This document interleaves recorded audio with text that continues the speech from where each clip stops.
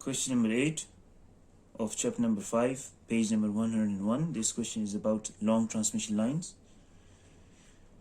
The question says that you have a 320 kilometer long, 500 kV, 60 Hz, three-phase, uncompensated line. It has a series reactance of 0.34 ohms per kilometer and a shunt admittance of J 4.5 times 10 to the power minus 6 Siemens per kilometer.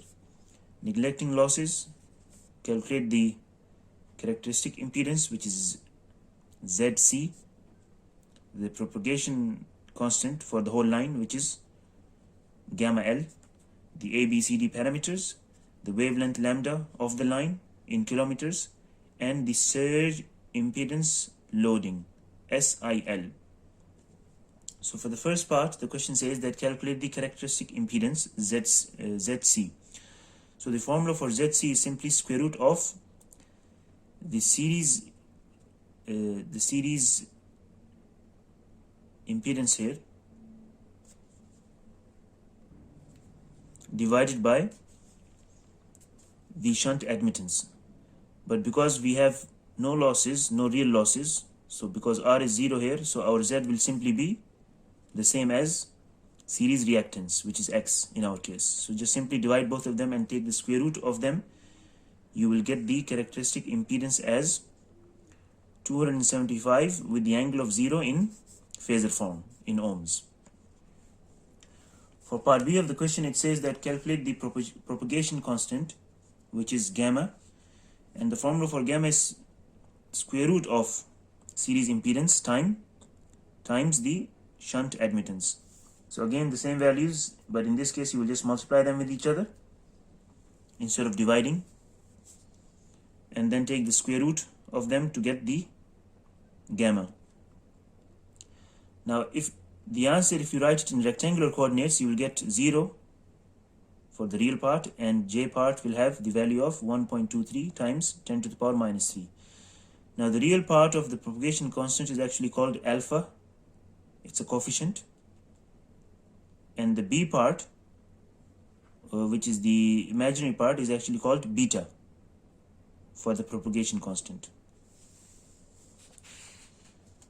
Now this was propagation constant, which is gamma, but the question is asking about the gamma L for the whole line. So the only thing that you are supposed to do now is just multiply them with the length of the total transmission line.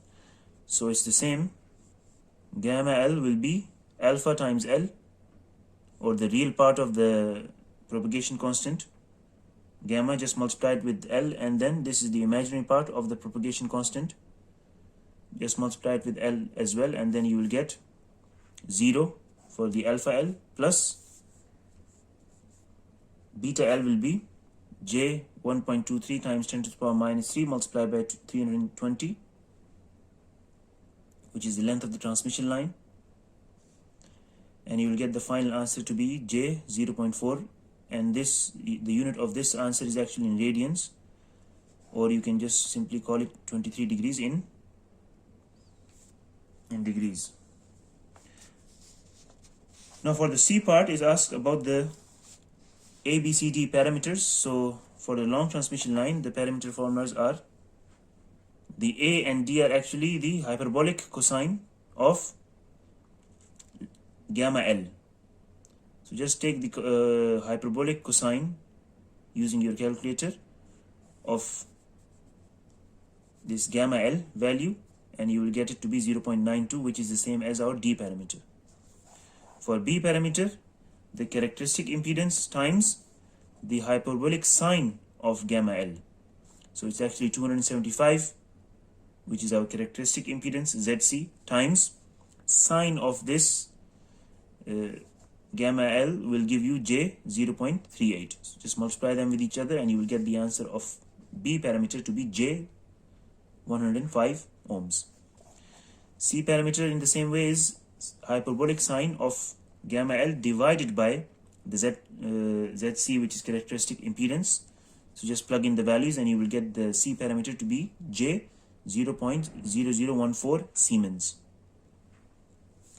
For part D, it was actually asking about the wavelength of the transmission line. So the formula for wavelength is simply 2 pi divided by beta, not beta L, beta. Beta is actually the imaginary part of the propagation constant gamma, which you can find here, this one here.